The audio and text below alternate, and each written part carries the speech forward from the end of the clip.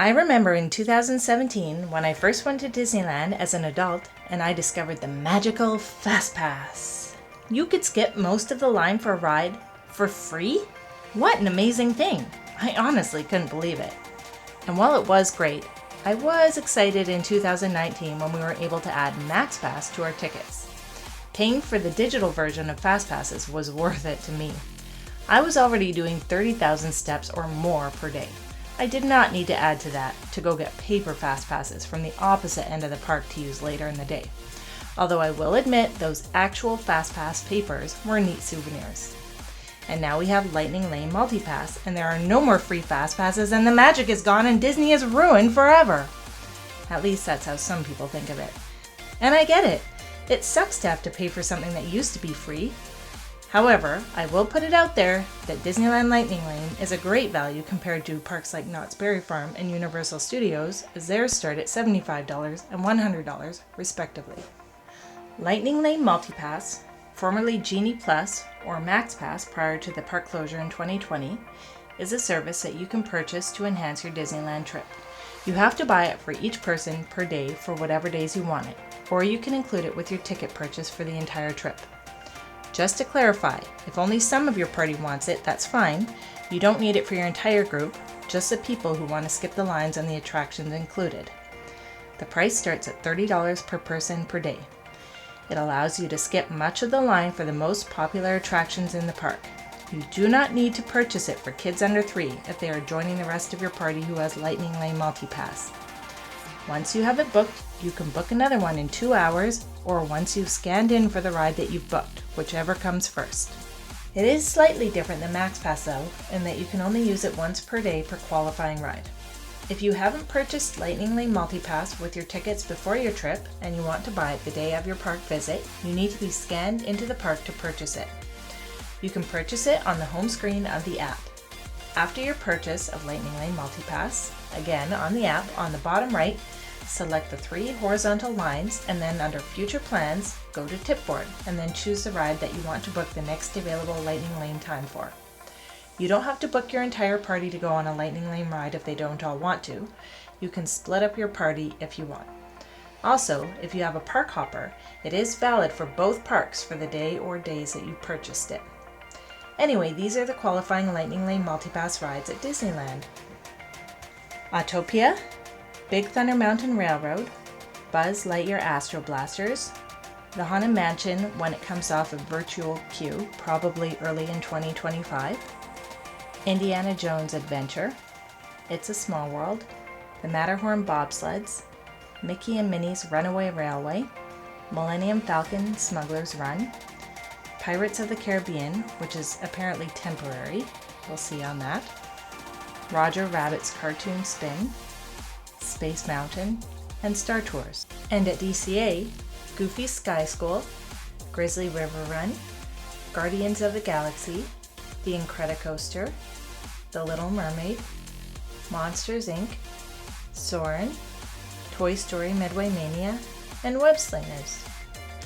To use your booked Lightning Lane, you use the Lightning Lane entrance for the ride and you have to scan the Lightning Lane Pass on your app on the scanner.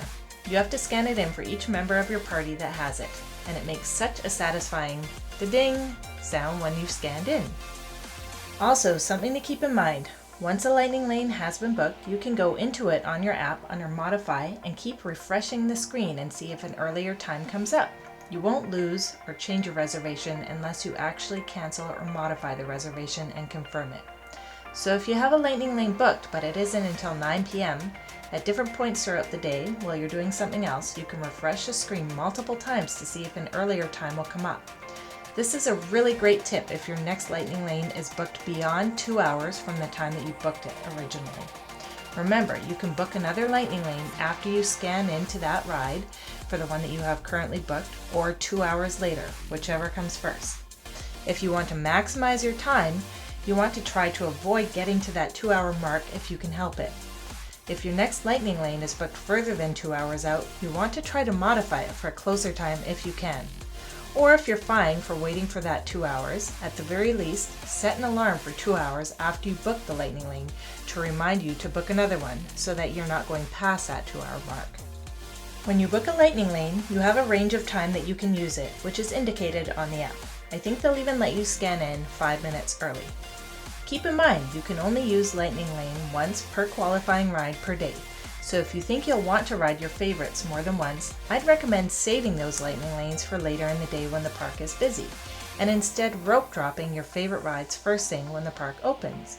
That way you get a short line in the morning with everyone else, and you can skip the line later in the day if you want to ride it a second time. So if you want to maximize your lightning lane usage and rides in the day, I'd recommend that you wait until around 10 a.m. to start using it. Also, if a ride that you've booked lightning lane for breaks down before your return time, and then your return time comes and goes with the ride still being broken down, you will be issued a multi-experience pass. Here's a hack that not too many people know. You can even try to book a lightning lane for a ride if it has just gone down, and if your return time passes, you'll be issued this multi-experience pass. You can use that multi-experience pass for many different rides in the park, even lightning lane ones that you've already been on. The app should say what you can book your multi-experience pass for, but if you're not sure, just ask a cast member. After you use that multi-experience pass on your alternative ride, if the original ride that you booked is still down, you could actually technically try to do this again, multiple times while the ride is still broken down. You will notice that two of the most popular rides, Radiator Springs Racers and Star Wars Rise of the Resistance, are not on these lists. They are not part of the Lightning Lane Multipass offerings. These can be purchased a la carte as Lightning Lane Single Pass if you want to skip the line for them. You can purchase up to 2 of those passes per day, one for each ride. You do not need to have Lightning Lane Multipass to purchase Lightning Lane Single Pass. If you do have both, you can book Single Pass and Multipass rides at the same time. There is limited availability on Lightning Lane Single Passes that are available per day. They range in price based on demand from $15 to $25 per person per ride. There is another perk to Lightning Lane Multipass, and that is the fact that PhotoPass is included with your purchase. Currently, Disneyland is offering complimentary digital downloads of attraction photos, but with PhotoPass, you can take advantage of free photographs taken around the park from cast members. If they ever add attraction photos to PhotoPass again in the future, those will be included as well. One final note, you will notice a free Genie service on the app. Don't bother with that. It will have you running around back and forth, and it just isn't great at all. Avoid. Anyway, our next video is all about one of the best parts of going to Disneyland, the food! And if this is all too much to remember, grab a copy of my ebook when it's released in early September. It's packed with everything you'll learn in these videos, plus extra secrets, tips, and some Disney history to make your trip even more magical. Thanks for watching. Please like and subscribe, and we'll see you in the next one.